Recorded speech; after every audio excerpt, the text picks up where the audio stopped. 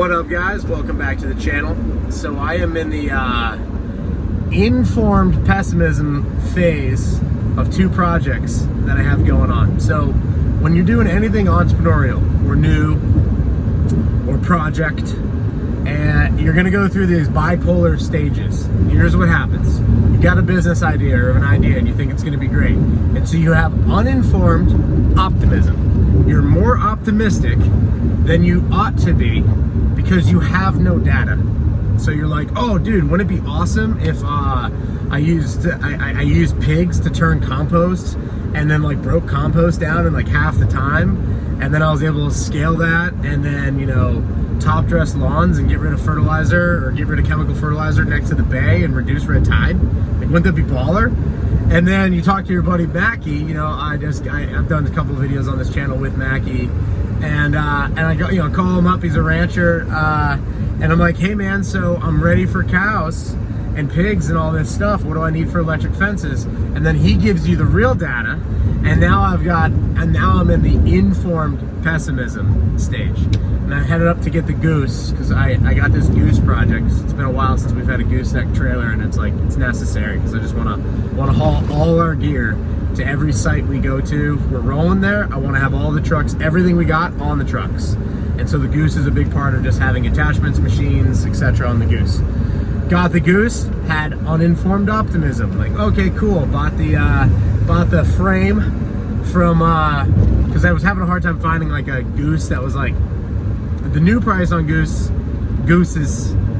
geeses, I don't know. Gooses isn't a word, Trav. It's a word now.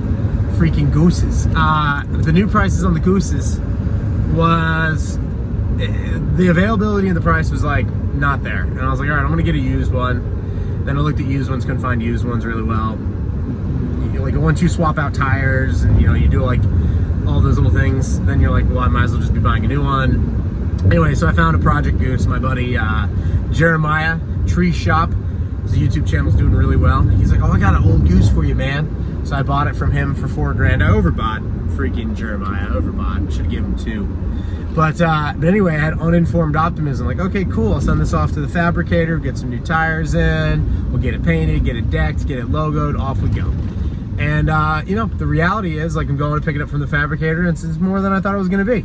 I've got a goose video that I'm going to record for you guys, so I'll have all the numbers in there. It's still going to work out. Like, but we're brand new now. I mean, we're new brakes, we're new bearings, we're freaking new wires, we're new lights. Like, we're new paint, we're new boxes, we're new deck, we're new everything. So, but it's still cheaper than the new. So, you know, I guess that's good.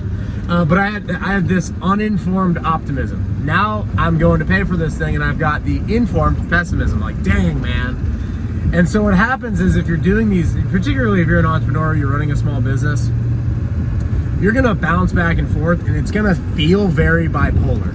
People around you, if you're a younger guy, I used to get this feedback when I was like in my early 20s. People would be like, and I was like trying to build a landscape supply company and then a tree company, and like things would be good, things would be bad. I would get this feedback, would be like, bro, you're all over the place. And now that I've gotten older, I'm more consistent, I think.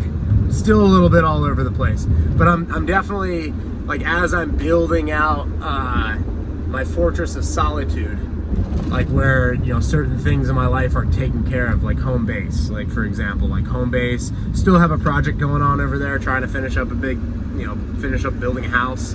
But like that, I have less variables than I used to have when I was less stable as a younger guy. You're like renting an apartment, and then you got to move to another place, and then you know, your business is small, and then it gets bigger, and then you hire employees, and you got employees that leave, and then you have bad things that happen, and then you have good things that happen, and you're all over the freaking place.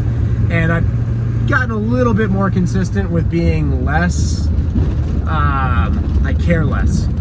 I care, but I'm less tied to the outcome. Like, if it works out, cool. If it doesn't work out, we'll try something different. I think in a few years I'll really get to a spot where it's like, I'm good. Like, as far as, like, I've got everything pretty much where it needs to be as far as like a really low cost lifestyle. and some systems and processes in place, and I just know what I'm doing better now. Like when I started doing trees, I didn't know what I was doing. I didn't know what I was doing to a point where I had a tree crew literally leave with my bobcat, my tree lift, my saws, everything, start another tree company with the same name and cash checks out of my P.O. box. Just didn't know what I was doing. And company's still around, doing well actually. We'll do a video on venture, on because I wanted to be a venture capitalist back in the day. Still probably do. And I was like, I'm gonna call this tree company Venture, and I'll build this venture up, and then when we sell it, I'll start using that venture, those venture funds, to begin smaller endeavors in my landscaping space, like or in the green industry, because I want to reduce fertilizer, I want to do all those things. And venture ended up walking out, so didn't work out. It worked. It was interesting. We'll do a video on it because it's a funny story, and a lot of you guys can learn. It cost a lot. It cost me a lot on that one. But anyway, that was an example of a moment where I had informed pessimism, a lot of informed pessimism. And so, message today on this video is recognize that, like observe that, be conscious of that you're going to have things you're going to get excited about as a young guy. You're going to be like, oh dude, this is going to be awesome. And you're in an uninformed optimism phase. You don't know what you don't know, and that's okay, because if you knew what you don't know, like if you knew it, you wouldn't do it. You know, like if I knew certain things, I wouldn't have done a lot of the things I've done. In fact, hindsight's 2020, but if I had known what I know now, I wouldn't have done any of these things. Which means I wouldn't have grown, I wouldn't have developed these skill sets, I wouldn't have been able to develop land, I wouldn't have done as many land development projects and homestead projects as I've done. I'm hoping that ends up like really paying off more in the future as that becomes more popular. And it's been cool with my buddies as they've started homesteads and stuff. I'm like the guy they call, like don't always get calls from them, but then, they buy a tractor and like that first day or second day they have it, like I'm the call, like, hey Trav, what's up? So, which is good. It's like, cool, I have a unique skill set there that like these dudes that are urbanites that are like finally getting out and doing their own thing and wanting to like disentangle from the system are like, I should reach out to Trav because he's pretty much been bucking the system for like ever. And that's kind of like the constant motion of my life is I'm trying to get to a spot of, I don't know if you can get to self-sovereignty, but I definitely want to get to the spot of like indifference. And like they do a digital currency, I guess that sucks, but I've got other methods and other like parallel economies I'm part of or I'm helping form, other things on that later. But like, it seems like we're going into the crap times, or at least we're definitely getting ready to.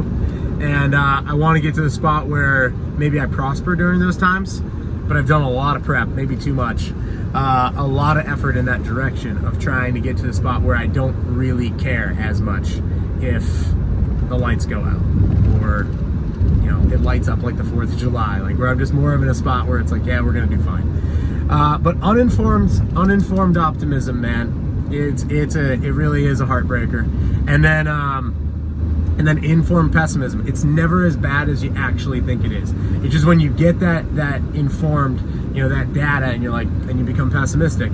You've got to find that balance, and then you've got to gravitate towards your why. Why are you doing what you're doing? For me, it's like I'm building my fortress of solitude. I'm 36 months away from not caring at all. I don't care. There's a lot of things I talk about on this channel where I recognize, digital assets, they're probably going to take them at some point in time. 1933, they did it. Like they closed the banks, they took people's stock certificates, they took people's gold, they made it illegal. Like they put people into a depression. 15 million Americans died of starvation. Like FDR was deemed a hero, but the dude was a villain. He should have been taken out like immediately. But America, even back then, was getting gay, and it was just like, nope, we can't do this. If you had done that like under Andrew Jackson's time, that just wouldn't have been a thing. Andrew Jackson now, it wouldn't have been a thing. But anyway, gravitate towards your why. Why is it that you're doing this? I'm going to leave you with this, and I'm not going to nail this quote exactly perfectly. But in Proverbs it says, better to be a nobody and yet have a servant than to pretend to be somebody and have no food. So it's okay during this process to just literally focus on the process. There is nothing wrong with just focusing on the process and making that the thing. Just get the reps. Peace.